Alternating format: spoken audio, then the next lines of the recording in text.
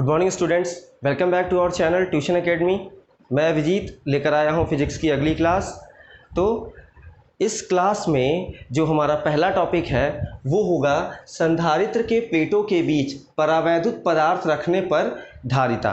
ठीक है, इंग्लिश में कहें तो capacitance by placing dielectric slab between plates of capacitor. ठीक है, कल जो हमने डेरिवेशन पढ़ा था उसमें क्या था, कैपेसिटर के कैपेसिटेंस का मतलब संधारित्र के धारिता का जो सूत्र पता किया था कल हमने, उसमें दोनों प्लेट्स के बीच में कुछ भी नहीं रखा हुआ था। मतलब ये माना जाता है कि उनके बीच में क्या है, एयर या वैक्यूम है, हवा वायु या निर्वात है। ठीक है, अब हम क्या करेंगे कि उसके बीच में हम एक डाइलेक्ट्रिक की स्लैब रखेंगे, एक पट्टी रखेंगे। ठीक है, एक चीज़ मैंने आपको और बता दी थी कि अगर पूरे मीडियम में, जैसे यहाँ पर है हमारे पास, जैसे मान लीजिए हमारे पास ये दो प्लेट्स हैं, ठीक है, और इस दोनों प्लेट के बीच में पूरी जगह में अगर हम कोई डाइलेक्ट्रिक मटेरियल रख देते हैं जिसका मीडियम कांस्टेंट, डाइलेक्ट्रिक कांस्टेंट क्या है, कैपिटल के है, तो इसका फॉर्मूला मैंने आपको कल बता दिया था। जब यहाँ कुछ नहीं रखा था तो formula C = A epsilon naught upon D आया था। और जब हम यहाँ पे ये डाइलेक्ट्रिक स्लैब, डाइलेक्ट्रिक मटेरियल पूरा फिल कर दिए थे, पूरी तरह से भर दिए थे, तो जो CK की वैल्यू आई थी वो AK epsilon naught upon D आई थी। ठीक है, ये दो चीज़ें हमने कल देख ली थी। अब हम क्या करेंगे कि इस पूरे जगह में, इन दोनों प्लेट्स के बीच में पूरी जगह में हम डाइलेक्ट्रिक मटेरियल नहीं रखेंगे, एक पतले से प्लेट में बीच में रखेंगे। ठीक है, तो चलिए आगे बढ़ते हैं, अपना डायग्राम बनाते हैं। बढ़ते हैं अपने डायग्राम की तरफ। हमारा डायग्राम कैसे होगा, सबसे पहले हमको क्या बनाना होगा, एक पैरेलल प्लेट कैपेसिटर बनाना होगा, समांतर प्लेट संधारित्र बनाना होगा। ठीक है, तो हमने क्या किए, दो पैरेलल प्लेट्स बना दिए। एक साइड इसका क्या करेंगे, हम सीधे सीधे ग्राउंड कर देंगे, और दूसरे साइड पे हम क्या करेंगे, यहाँ पे चार्ज देंगे। ठीक है, यहाँ से इसको सप्लाई से जोड़ेंगे। ठीक, अच्छा, अब हमने कल भी क्या माना था, दोनों प्लेट के बीच की डिस्टेंस क्या मानी थी, स्मॉल d, और प्लेट्स का एरिया क्या माना था, ए अज्यूम किया था, एरिया क्षेत्रफल कैपिटल ए अज्यूम किया था। अच्छा, अब हमको क्या करना है, इसके बीच में जो पूरी जगह है टोटल D, इस पूरे में हमको डाइलेक्ट्रिक नहीं रखना, मतलब परावैद्युत पदार्थ नहीं रखनी है। ठीक है, तो यहाँ रखना है केवल बीच में। हमने मान लिया कि इसके बीच में हम क्या करते हैं,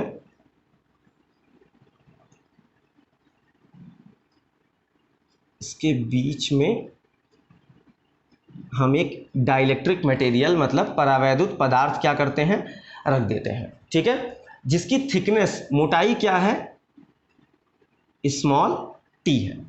ठीक है, इसको थोड़ा सा सही से रख देते हैं ताकि आपको समझने में आसानी हो। ठीक, और इसका कांस्टेंट क्या होगा, k, डाइलेक्ट्रिक कांस्टेंट क्या होगा, k। इसको मीडियम कांस्टेंट भी बोलते हैं, जो डाइलेक्ट्रिक कांस्टेंट है हमारा कैपिटल K, इसको क्या बोलते हैं, मीडियम कांस्टेंट भी बोलते हैं। ठीक है, तो अब ये बन गया। अब यहाँ देखिएगा, थोड़ी जगह इधर और थोड़ी जगह इधर बाकी बच गई है, और कुछ जो बीच में जगह थी वहाँ पे हमने क्या कर दिया है, T थिकनेस का, T मोटाई का एक परावैद्युत पदार्थ इसमें रख दिया है।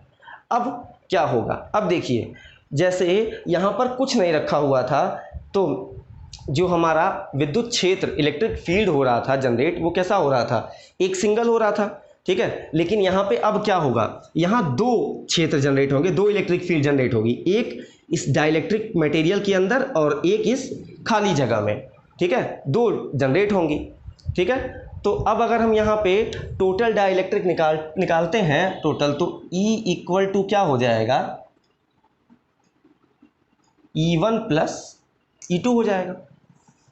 ठीक है, या नॉर्मली अगर हम यूज़ करना चाहें सीधे सीधे, तो यहाँ से अगर हम V की वैल्यू निकालना चाहें, सीधे V निकाल लेते हैं, ज़्यादा सिंपल होगा। V = क्या हो जाएगा, V1 + V2। मैंने पहले भी आपको बताया था कि हमको करना क्या है। ठीक है, हमको कोई भी चीज़ रटनी नहीं है। ठीक है, डायग्राम बनाना है तो हेडिंग के हेल्प से बनाना है, और प्रूविंग के लिए एक एम बना लेना है कि फाइनली हमको करना कैसे है, क्या चीज़ है।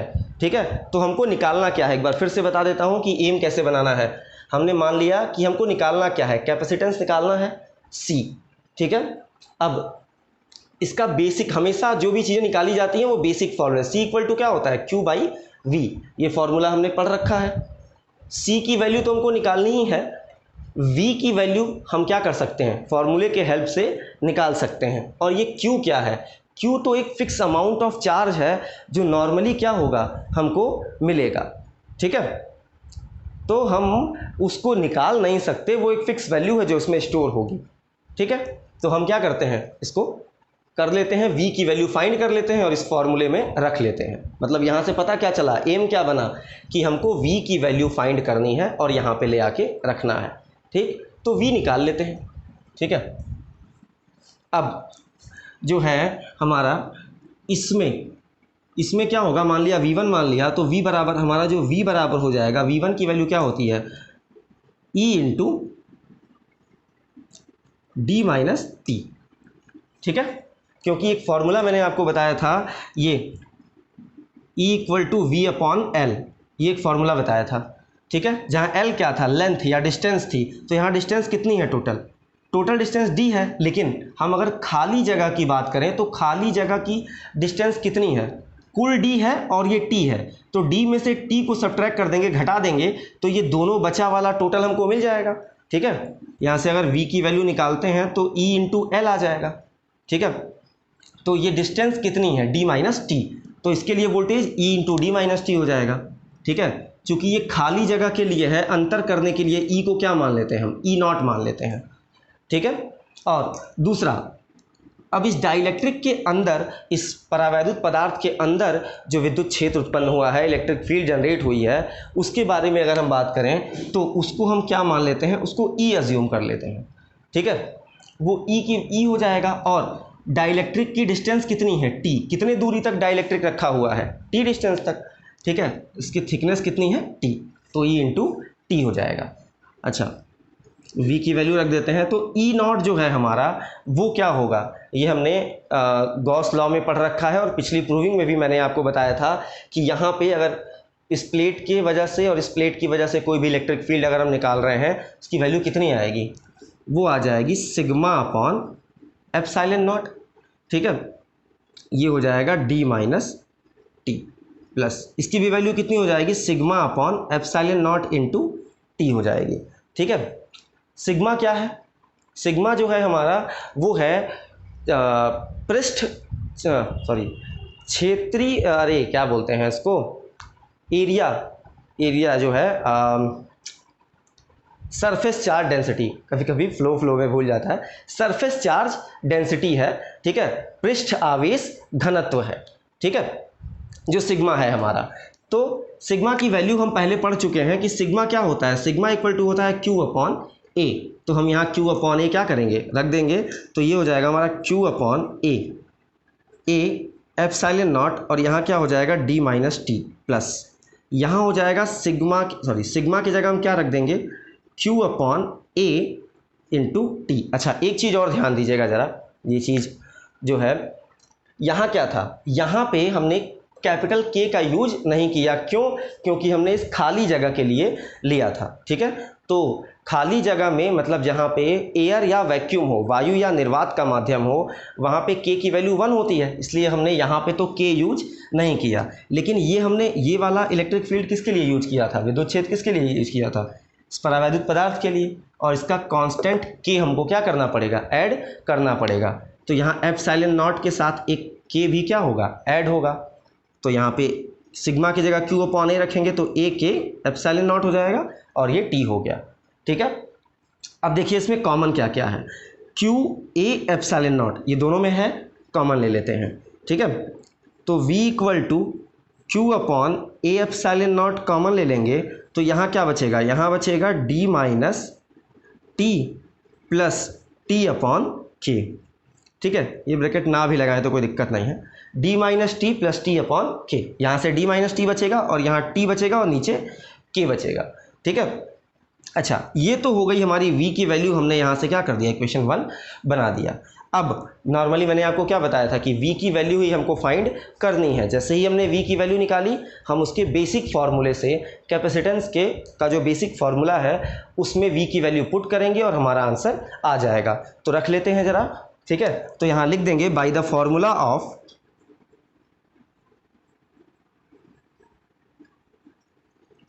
कैपेसिटेंस,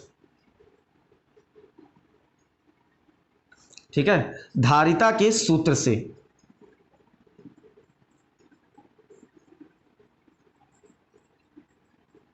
धारिता के सूत्र से हम क्या जानते हैं कि जो C होता है वो क्या होता है हमारा Q अपॉन V होता है, ठीक है। V की वैल्यू जरा पुट करते हैं यहाँ पे, तो C इक्वल टू क्या हो जाएगा, Q तो Q है, नीचे इस V की पूरी वैल्यू रख देते हैं, तो Q upon A epsilon not ये हो जाएगा D minus T plus T upon K हो जाएगा। ये हो गया। अच्छा अब देखिएगा ज़रा, ये Q से ये Q कैंसिल हो जाएगा और ये A एप्सिलॉन नॉट क्या होगा, पलट के ऊपर चला जाएगा। तो C इक्वल टू हमारा क्या आ गया, A epsilon naught upon D minus T plus T upon K, ठीक है। तो ये हो गया हमारा रिक्वायर्ड आंसर, ठीक है। हमने 2-3 चीज़ें पढ़ ली समांतर प्लेट संधारित्र में, मतलब पैरेलल प्लेट कैपेसिटर में। एक, जब इन दोनों प्लेट्स के बीच कोई भी मीडियम ना रखा हो तो फॉर्मूला क्या होगा, C equal to A epsilon naught upon D, ठीक है। दूसरा, जब इस पूरी दूरी में जितनी डिस्टेंस, इनके बीच में जितनी डिस्टेंस है, पूरा का पूरा किसी डाइलेक्ट्रिक मटेरियल से फिल हो, मतलब इसके बीच में कोई भी परावैद्युत पदार्थ रखा हो, पूरा पूरा भरा हो, तो क्या होगा, तो जो होगा हमारा वो A K epsilon naught upon D हो जाएगा, ठीक है। और अगर पूरे जगह में ना रख के हम थोड़े जगह में रख दें तो क्या हो जाएगा हमारा, क्या हो जाएगा हमारा formula, C equal to A epsilon naught D minus T plus T by K, ठीक है। और ध्यान रखिएगा, इस टाइप के क्वेश्चंस आपके पेपर में आ चुके हैं कि अगर हम किसी पैरेलल प्लेट कैपेसिटर, समांतर प्लेट संधारित्र के बीच में पूरी जगह में क्या करें, अगर कोई परावैद्युत पदार्थ रख दें, डाइलेक्ट्रिक मटेरियल रख दें, तो क्या होगा, उसके धारिता पर क्या प्रभाव पड़ेगा, मतलब उसके कैपेसिटेंस पे क्या इफेक्ट होगा। तो कैपेसिटेंस की वैल्यू क्या होगी, इंक्रीज हो जाएगी, बढ़ जाएगी, ठीक है। तो आशा करता हूँ कि आपको वीडियो पसंद आया होगा। अगर वीडियो अच्छा लगा है तो लाइक करें, कमेंट करें और अपने दोस्तों के साथ शेयर करें। Thank you.